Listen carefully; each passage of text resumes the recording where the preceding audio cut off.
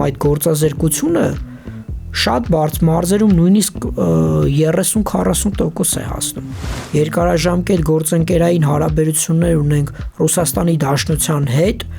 մենք էլ ենք տրամադրված, որ այդ հարաբերությունները պետք է շարունակենք խորացնել, բայց մենք առաջին հերթին հայամետ ուժ ենք, մեր ծրագրերի մեջ է մտնում միանշանակ վերականգնել գյուղատնտեսության նախարարությունը եւ մենք ունենք ծրագիր մթերման կայանների հետ կապված, գյուղմթերքի մթերման կայանների հետ կապված, որոնք ֆիքսված նվազագույն գներով մթերելու են մեր գյուղացիների մթերքը։ Ժամանակավոր կառավարիչը նշանակումները կատարում է բացառապես քաղաքական նկատառումներից ելնելով, այս գործընթացը միանշանակ բացասական է ազդելու Հայաստանում խոշոր օտարերկրյա ներդրումների հետագա իրականացմանը։ Armenia Today-ի խոսում են գլխավորի մասին հաղորդաշարի հերթական հյուրն է Ուժեղ Հայաստան կուսակցության անդամ Ռոբերտ Կադարյանը, շնորհակալ եմ Ռոբերտ մեր հրավերը ընդունելու համար։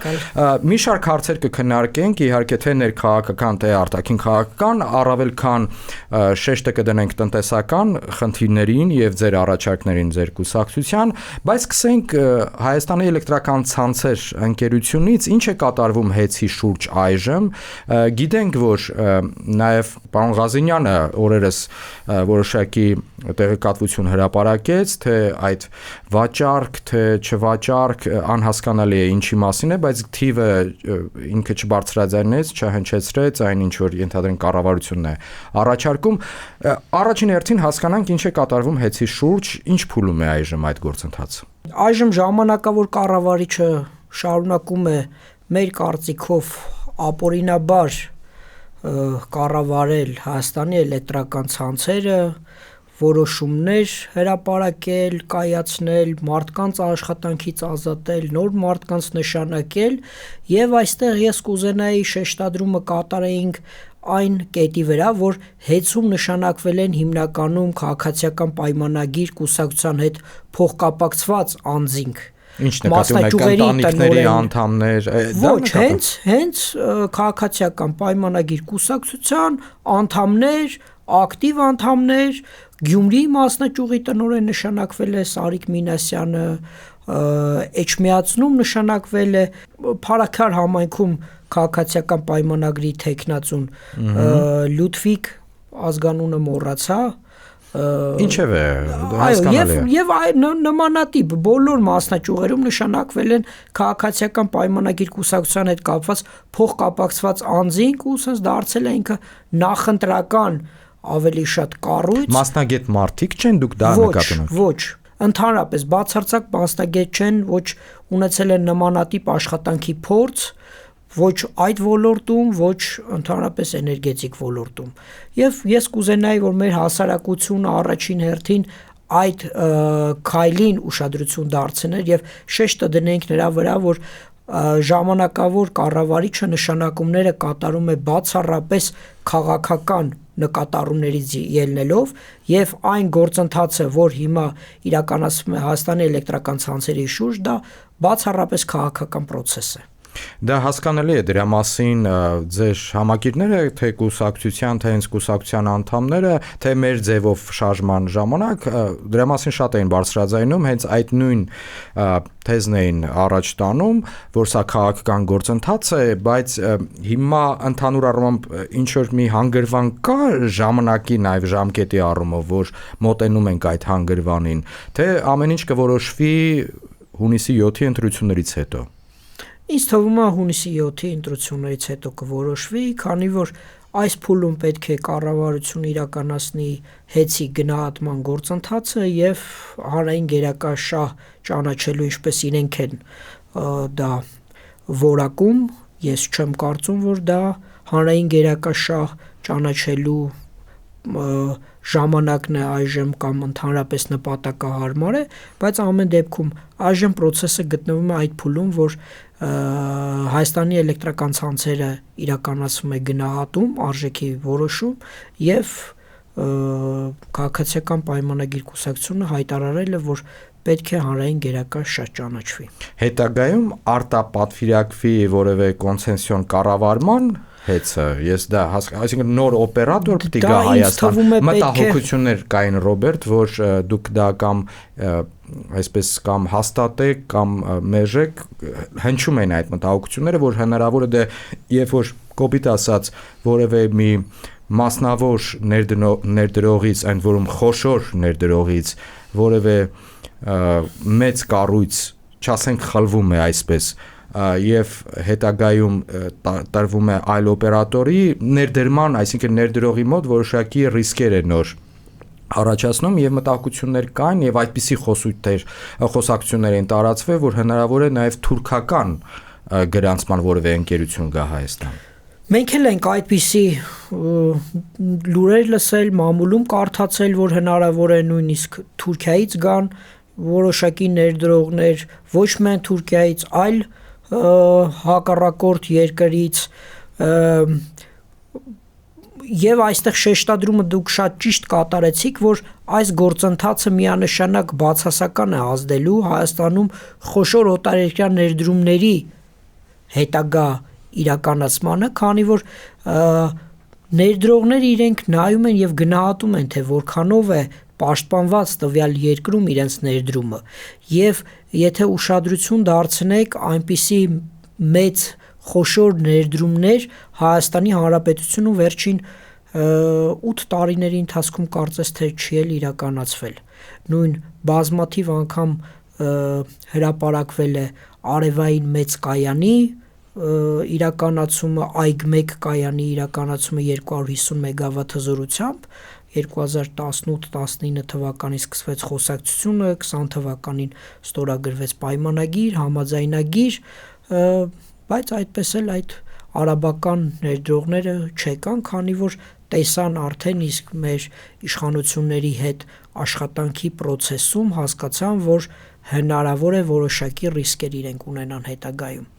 Այս օրինակի վրա մենք կարող ենք ինչ փաստել, որ ներդրողը նախ առաջին հերթին նայում է, որ ինքը տվյալ պետության իշխանությունից իր ներդրումը կախվածություն չունենա։ Ճիշտ եմ, ես դա հասկանում։ Այսինքն ինքը տվյալ պետություն, տվյալ երկրի ներսում խոշոր ներդրում կատարելիս հետագայում խնդիրներ չունենա, եթե ենթադրենք հերթական ընտրությունների ժամանակ իշխանությունը փոխվեց։ Շատ ճիշտ եք նկատում, միանշանակ, քանի որ այդ ներդրումները իրենք երկարաժամկետ են, ոչ թե 5 տարվա կամ 3 տարվա ներդրումներ են, եւ այստեղ ես կուզենամ մի համեմատություն նաեւ անել, որպիսի մեր հեռուստադիտողն է պատկերացում ունենա, օրինակ Հայաստանում 24 թվականին իրականացվել է օտարերկրյա ուղղակի ներդրումներ մոտ 150 միլիոն դոլարի չափով, իսկ մեր հարևան Վրաստանը, որը շուկայի տեսանկյունից, բնակչության տեսանկյունից կարելի ասել տարբերությունը շատ մեծ չի, 3 միլիոն բնակչություն Հայաստանն է, 3.7 կամ 3.8 միլիոն Վրաստանի Հանրապետությունը, իրականացվել է շուրջ 1.5 միլիարդ դոլարի։ Այսինքն տարբերությունը 10 անգամ։ Սա ցույց է տալիս իշխանության քաղաքականությունը օտարերկրյա ներդրումների նկատմամբ։ Բացի այդ, նույնիսկ այդ ներդրումները, որ եկել է Հայաստան, դա մեր հայրենակիցներն են, օտարերկրյա Ամերիկայի Միացյալ Նահանգներում, Ռուսաստանի Դաշնությունում գտնվող մեր գործարար հայրենակիցները, ովքեր իրենց ներդրումները բերել են Հայաստան ժամանակի ընթացքում։ Այսինքն մաքուր օտարերկրյա ներդրումներ Հայաստանում, խոշոր ներդրումներ մենք գրեթե չենք տեսնում։ Երբ որ խոսում ենք կարևորագույն հարցերի մասին, որոնք որ առնչվում են Հայաստանին, դե իհարկե կարևորագույն հարցը անվտանգությունն է, կարևորագույն, բայց դրա տնտեսական բաղադրիչները դա պարենային անվտանգությունն է։ Մենք վերջերս, քանի որ Իրանի հետ կապված մեր իսկ հարևանությամբ այս խոշոր պատերազմը այսպես այրում է ամբողջ տարածաշրջանը, առավել քան այս հարցը պարենային անվտանգության դառել է մեզ համար առաջնահերթ։ Մենք պետք է հասկանանք, մեզ համար մենք ինքնաբավ երկիր չենք ի վերջո պարենի առումով, բայց մենք որոշ չափի ռիսկերը հաշվարկում ենք, թե ոչ։ Իհարկե, սա շատ մտահոգիչ հարց է, որը մենք չենք տեսնում, որ իշխող ուժը քայլեր է իրականացնում մեր պարենային անվտանգությունը բարձրացնելու ուղղությամբ։ Նույնիսկ ավելին, գյուղատնտեսության նախարարությունը փակելը դա մենք համարում ենք շատ կոպտագույն սխալ, քանի որ պարենային անվտանգությունը դա գյուղատնտեսությունն է պետք է մեր ներքին արտադրողը պետք է լուծի։ Այդ իսկ պատճառով մեր ծրագրերի մեջ է մտնում միանշանակ վերականգնել գյուղատնտեսության նախարարությունը եւ մենք ունենք ծրագիր մթերման կայանների հետ կապված, գյուղմթերքի մթերման կայանների հետ կապված, որոնք ֆիքսված նվազագույն գներով մթերելու են մեր գյուղացիների մթերքը, բերքը։ Դա հնարավորություն է տալու գյուղացուն այլևս չմտածելու վաճառքի կամ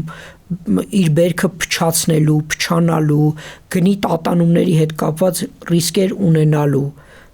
խնդիրների մասին։ Գյուղացին պետք է մտածի իր բերքը աճեցնելու եւ այդ ապրանքը վաճառքի մասին այլևս հոգ տանը, ինքը արտադրողը ինքը պետք է արտադրի ու չմտածի վաճառքի մասին։ Իսկ մթերող կայանը ինքը պետք է իրականացնի այդ բերքի սորտավորում, տեսակավորում, փաթեթավորում, որպեսզի մեր գյուղմթերքը ավելի մրցունակ լինի, ավելի շուկային ներկայանալի լինի եւ բնականաբար դա մեր նոր շուկաներ է բացելու մեզ համար եւ ավելի մրցունակ ենք լինելու աշխարհում։ Որքան ես ճիշտ եմ հիշում, այս մթերման կայանների գործունեության կարևոր բաղադրիչն է նախապես գյուղատնտեսի հետ պայմանագրեր կնքելը։ Այս քանակությամբ ինձ համար բերքդ այս քանակությամբ ըստ հաշվարկի քո ունենալու ես այս չափով բերք, այդ չափով էլ մենք մթերում կունենանք եւ պայմանագիրը կնքվում է նախապես։ Բայց երբ որ խոսում եք մթերման կայանի նմանատիպ գործունեության, դե հասկանում ենք, որ մթերման կայանից հետագայում նաև արտերկիր է արտահանվելու այդ գյուղմթերքը, նաև ինչու՞ չէ, նաև մեր երկրի ներսում է վաճառվելու։ Այո, միանշանակ։ Բայց հարց է ծագում, արդյոք այս պարագայում վերավաճառողի, այսինքն հավելալ գնաճի ռիսկ չի լինի։ Միանշանակ չի լինի, քանի որ մենք այժմ ունենք գյուղմթերքի կորուստ ավելի քան 20%։ Այսինքն պատկերացրեք, գյուղացին իր մթերքի նույնիսկ ժամանակը լինում մինչև 50%-ը կորցնում է։ Այսինքն այդ գումարները սենց թե նենց արժեքային շղթայում կորում են։ Մթերման կայանի նպատակը դա ինքնարժեքի նվազեցումն է, ոչ թե գնի կամ միջնորդի միջոցով գնի թանկացման գնալը։ Եվ մյուս կողմից էլ դա պարտադիր պայման չի լինելու, որ գյուղացին պարտադիր գնա մթերման կայանի հետ պայմանագիր կնքելու, ինքը ունենալու է ազատություն, եթե կուզենա կտեսնի շուկայում ավելի մրցունակ գին կա կամ մթերման կայանը խելամիտ չի իրականացնում գնային քաղաքականությունը, միանշանակ շուկան բաց է լինելու այստեղ, նենց չի որ մենք շուկան փակելու ենք, շուկան բաց է լինելու, մենք շուկային տալու ենք նոր գործիք, պետություն մասնավոր համագործակցության միջոցով ստեղծել մի շղթա, որը ավելի արդյունավետ կլինի, քան մենք ունենք այժմ, քանի որ մենք աշխատում ենք, պատկերացրեք 20-րդ դարի 50-ական, 60-ական թվականների մեթոդներով, դեռ կարող է ավելի հին, երբ գյուղացին դաշտում գալիս է արտահանողը, մեքենան կանգնացնում է, դաշտում իրանք բանակցում են, դաշտ հենց իրական պատմությունն եմ ձեզ ասում, դաշտում գալիս են ծիրանի շուրջ, նայում են բերքը ծառին, ոնց է, ով է ջոգելու, ով է սորտավորելու արխերի մեջ, ով է հավաքելու, դաշտում խոսում են կամ արտանողը ինքն է իր աշխատողներին բերում կամ գյուղացին է այդ աշխատանքը իրականացնում եւ այդ ամբողջ իրականացում է դաշտում, վերջում վատ ապրանքը մնում է գյուղացու մոտ, ինքը չի կարողանում դա իրացնել, քանի որ փչանում է կամ այդ ընթացքում դաշտային պայմաններում է իրականացվում, ոչ թե արտադրական շղթայի մեջ։ Մթերման կայանի իմաստը հենց դա է, որպեսզի դարձնենք ավելի արդյունավետ եւ ունենանք ավելի ցածր ինքնարժեք։ Գնագոյացման վրա այս ենթահարցնել տամ ու այս թեման փակեն, գնագոյացման վրա ի վերջո կազդեն ենթադրենք դե մթերման կայանը հոսանքի մեծ սպառում կունենա, չէ՞, ճիշտ եմ հասկանում։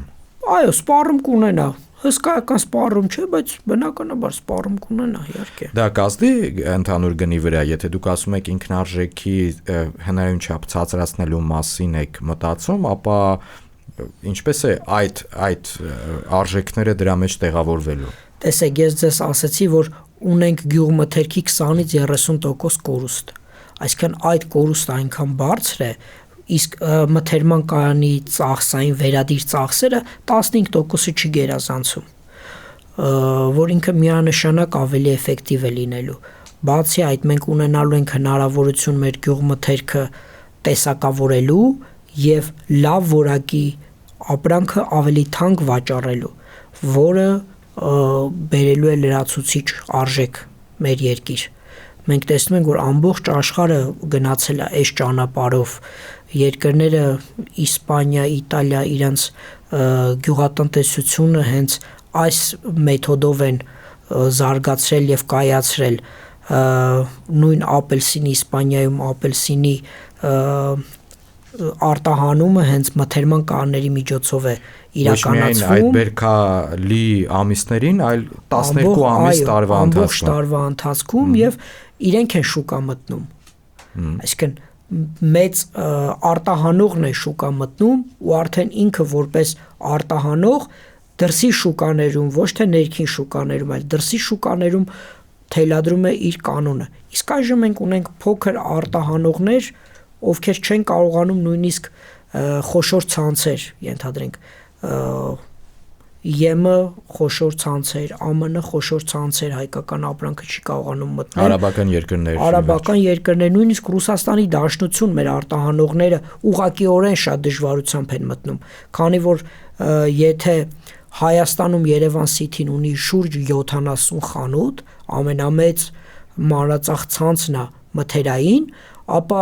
Ռուսաստանում Մագնիտը ունի 12000 խանութ։ Համեմատությունը արդեն հասկանում եք, չէ՞, 70 խանութ եւ 12000։ Դու պետք է կարողանաս այդ 12000-ին մատակարարես նույն որակի եւ ամբողջ տարվա կտրվածքով ապրանք։ Իսկ դա առանց ժամանակակից սառնարանային տնտեսության, առանց սորտավորման հոսքագծերի հնարավոր չի իրականացնել։ Նույնը Եվրոպայում խանութ մանրածախ ցանցը դա Հայաստանի նման չեն, իրենց մոտ մի քանի հազար խանութներ են եւ նույնիսկ մեր արտահանողների հետ, որ մենք շփվում ենք, ասում են հանդիպեցինք, ենթադրենք Costco-ի հետ Ամերիկայի Միացյալ Նահանգներում եւ մենակ Կալիֆոռնիայի Costco-ի վիտրինայում մեր ապրանքը ունենալու համար մեր ամբողջ տարվա արտադրանքը չի, մեր ամբողջ տարվա արտահանում, ասում եմ, չէր բավականացնի, որ իրանք վերցնեին մենակ վիտրինաներում դնեին։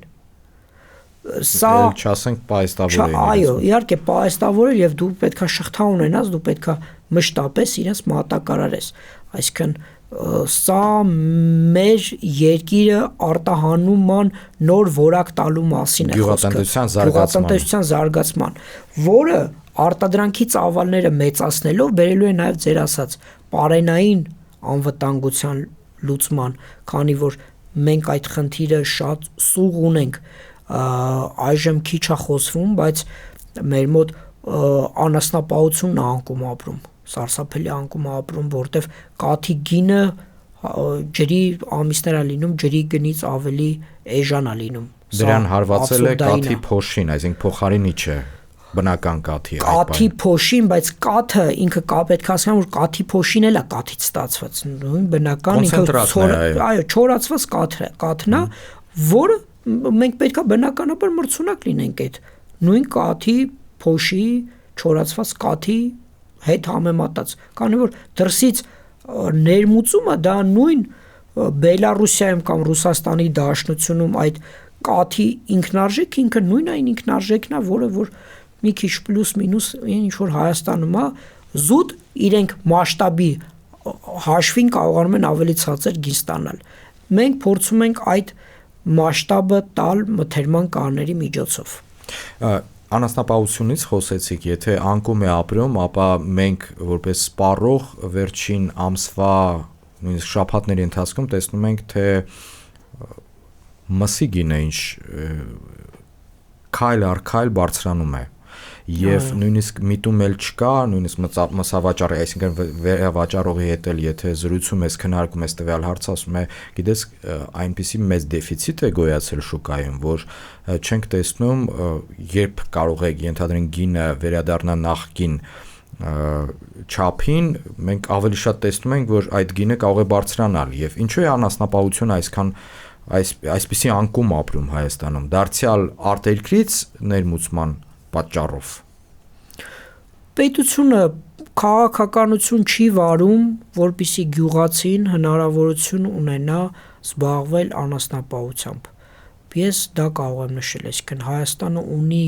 ունեցել է այն ավանդույթը անասնապահության, որը այժմ մենք կորցնում ենք գնալով։ Նույն այդ քաղաքականությունը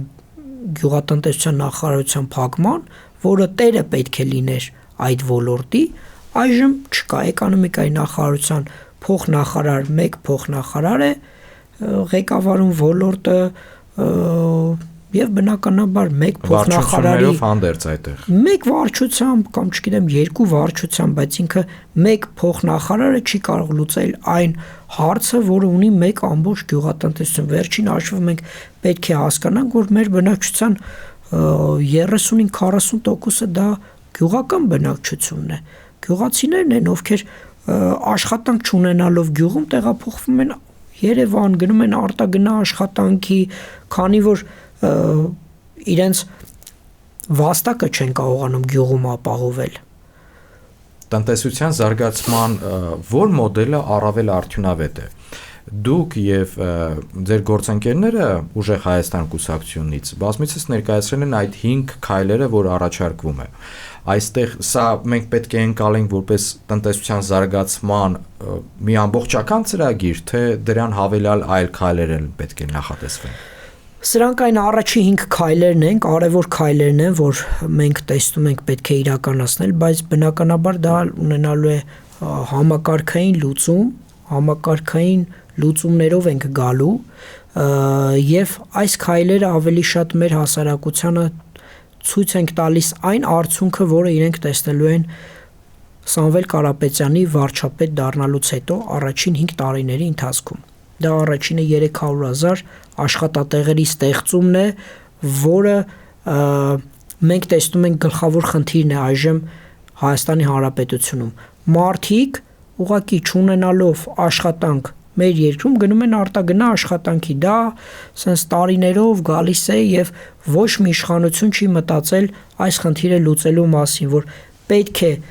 քաղաքներում, մարզերում ստեղծել աշխատատեղեր մեր բնակչության, մեր քաղաքացիների համար, որպեսզի մեր հայրենակիցները կարողանան արժանապատիվ աշխատանք ստանալ եւ չկտրվեն իրենց ընտանիքից, իրենց տներից։ Արդյունաբերական ոլորտի զարգացման մասին էր այս պարագայում խոսվում։ Այստեղ ոչ միայն աշխատանք չունեցողներին պետք է ներգրավել, ես որքան հասկանում եմ, այս աշխատանք ունեցող, բայց ցածր վարձատրությամբ։ Այո, որոնց կարելի է նույնիսկ մասնագիտացնել եւ որակը մասնագիտության բարձրացնել։ Վերավորակավորում ստանալ, այո, իհարկե նոր ոլորտներ բերել Հայաստան, վերջին հաշվով այն գործազրկության ցուցանիշները, որ հրապարակվում է պաշտոնական վիճակագրությամբ, չի համապատասխանում իրականությանը։ Դա իշխանությունների փոքրիկ մանիպուլյացիան է, երբ որ գործազրկությունը իրենք չափում են այն մարդկանցով, ովքեր ակտիվ փնտրում են աշխատանք։ Իսկ կան մարդիկ, ովքեր պարզապես գնալով արտագնա աշխատանքի, ճարահացյալ աշխատանք չփնտրելու պարագայում ուղղակի հաշվառված չեն որպես գործազուրկներ։ Եվ այցելելով մարզեր մենք տեսնում ենք, որ իրականում այդ գործազրկությունը շատ բարձր մարզերում նույնիսկ 30-40% է հասնում։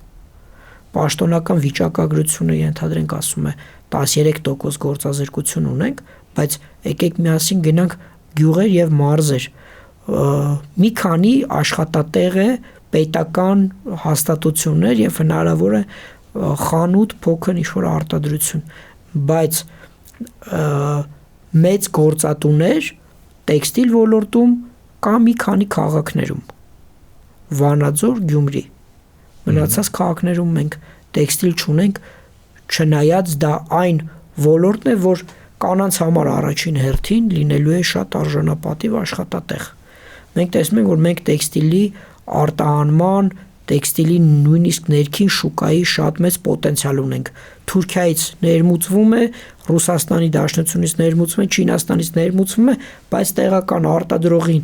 տեքստիլ արտադրողին պետությունը անընդհատ տարբեր կարգավորումներով, օրենսդրական փոփոխություններով,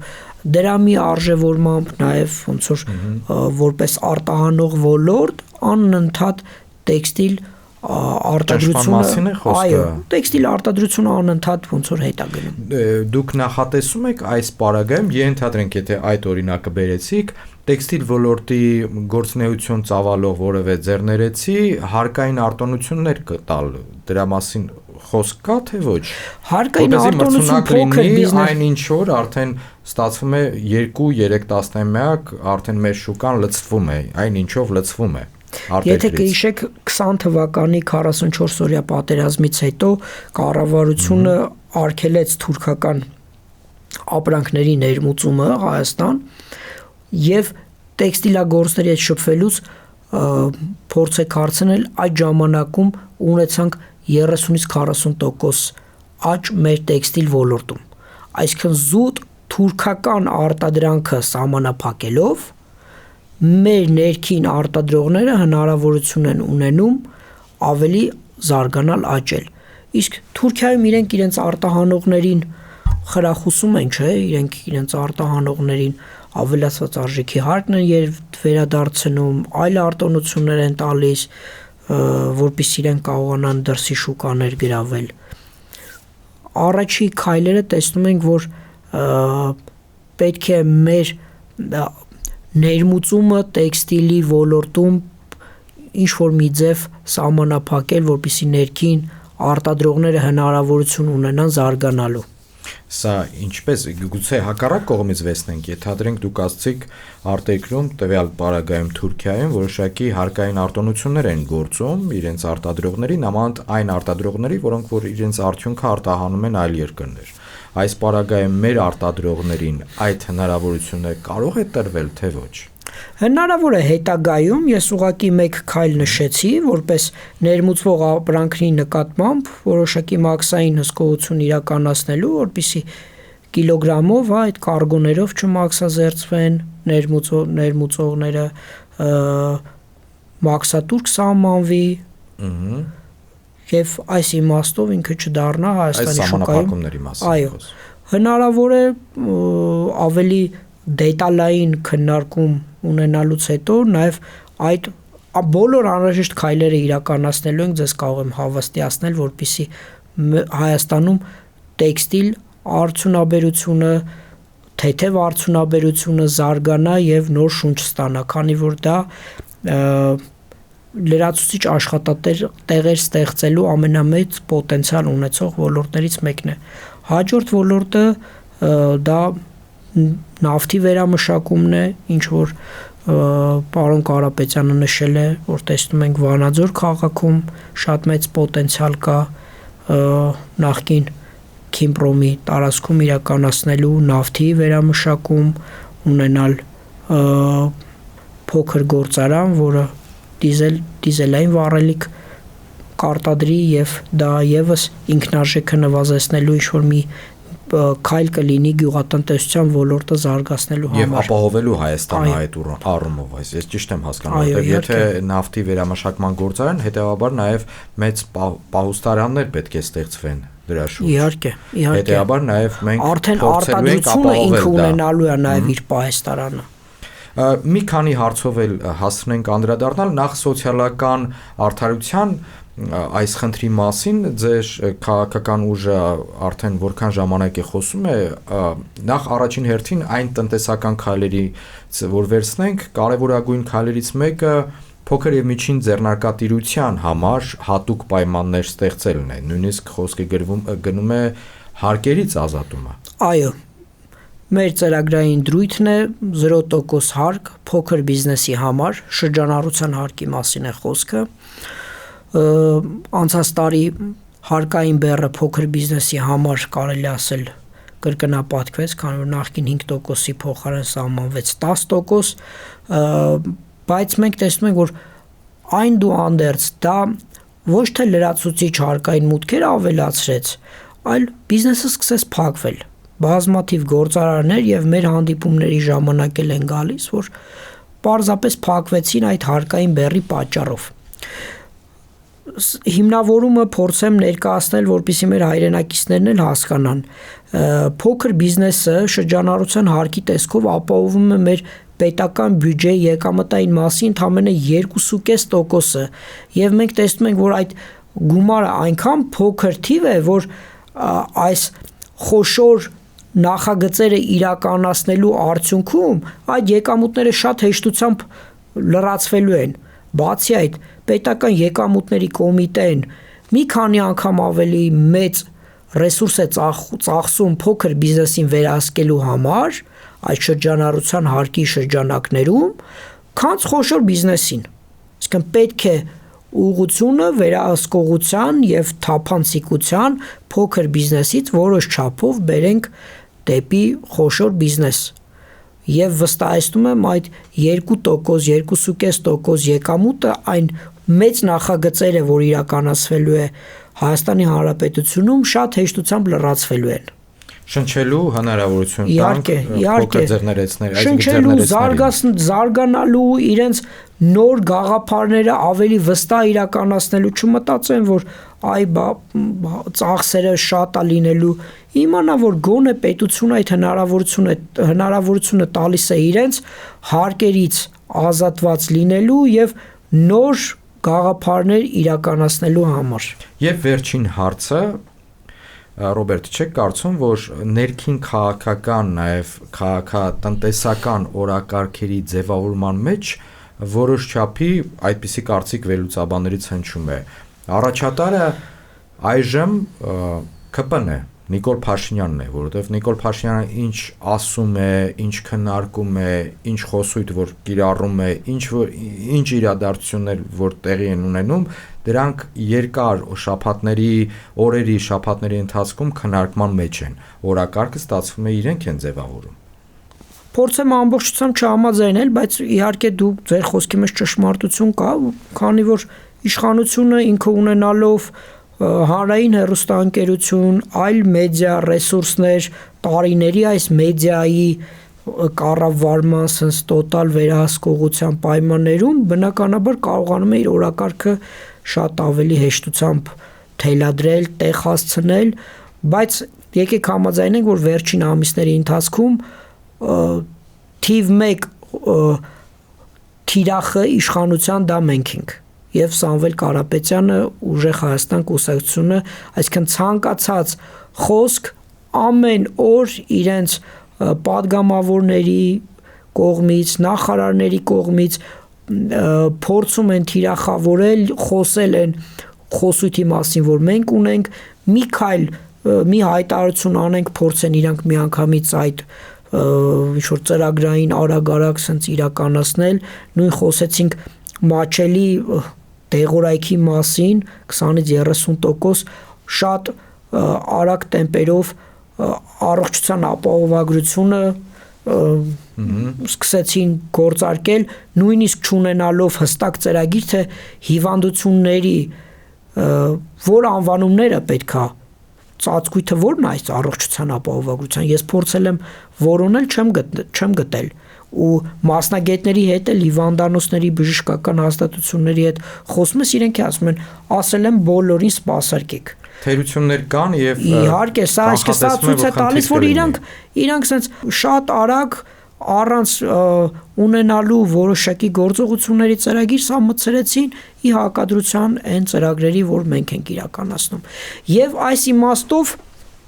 մեր հասարակությունը այժմ կանգնած է երկու երկընտրանքի առջև։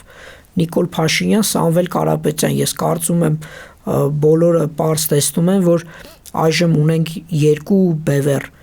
ընդդիմության առաջնորդ Սամվել Կարապետյան եւ իշխող ուժի արդեն 8 տարի իշխանության գլուխ Նիկոլ Փաշինյան։ Հնարավոր է չհամաձայնվեն, բայց ես ձեզ ասում եմ վիճակագրությունը, միջազգային վիճակագրությունը, նույնիսկ քաղաքացիական պայմանագրի կողմից իրականացված վիճակագրությունը, վստահ եմ մեր ընդդիմադիր գործընկերները իրենք էլ տեղյակ են հասարակության տրամադրվածությունների մասին եւ այս իմաստով կուզենամ ասել, որ օրակարգ թելադրող են իշխող Հայաստան կուսակցությունը եւ իհարկե քաղաքացիական պայմանագիրը եւ այստեղ մեր հասարակության, մեր ընտրողների ընտրությունը այս երկուսի մեջ է Նիկոլ Փաշինյան կամ ուժեղ Սամվել Կարապետյան եւ վերջի ենթահարցը հասնեմ այդ հարցն էլ հնչեցնել օգտվելով առիթից օրերս Մոսկվայում Պուտին-Փաշինյան հանդիպման ժամանակ ուղիղ անունը չտրվեց, բայց խոսք էր գնում Սամվել Կարապետյանի մասին, երբ որ Ռուսաստանի Դաշնության նախագահն ասաց, որ կան Ռուսաստանի հանդեպ բարեհաճ քաղաքական միավորներ Հայաստանում, մենք ուշադրություն ենք դարձնում այդ քաղաքական ուժերին եւ կան այնպիսի ղեկավարներ, քաղաքական գործիչներ, որոնք գտնվում են անազատության մեջ, այդ թվում նաեւ Ռուսաստանի անձնագրով։ Որքան հասկացանք, խոսքը գնում էր Սամվել Կարապետյանի մասին։ Այս պարագայում, երբ որ Ռուսաստանի Դաշնության նախագահան այս հարցը հրապարակավ տեսախցիկների առաջ հնչեցնում է, դա ձեզ կարող է խանգարել, թե ոչ քաղաքական պայքարում։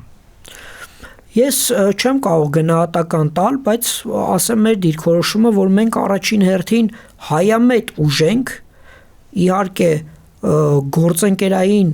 երկարաժամկետ գործընկերային հարաբերություններ ունենք Ռուսաստանի Դաշնության հետ, մենք էլ ենք տրամադրված, որ այդ հարաբերությունները պետք է շարունակենք, խորացնել, բայց մենք առաջին հերթին հայամետ ուժ ենք եւ ես չգիտեմ ում մասին էր ասում Ռուսաստանի Դաշնության նախագահան, բայց մենք հայամետ ուժ ենք միանշանակ ինչքանով դա կազդից թվում է չի ազդի, դա ուղղակի երկու երկրի ղեկավարների խոսակցություններ, որը ավելի շատ երևի միջազգային հարաբերությունների տեսանկյունից պետք է դիտարկել, ոչ թե Հայաստանի ներընտրական ներքին գործընթացների վրա որոշակի ազդեցություն ունենալու։ Ռոբերտ, շնորհակալ եմ հրավիրի ընդունելու համար եւ հետաքրքիր զրույցի համար։ Armenia Today-ի խոսում ենք գլխավորի մասին հաղորդաշարի հյուրն է ուժեղ Հայաստան կուսակցության անդամ Ռոբերտ Կադարյանը։ Ես Դավիթ Աղաբեկյանն եմ, շարունակեք հետևել մեզ առայժմ։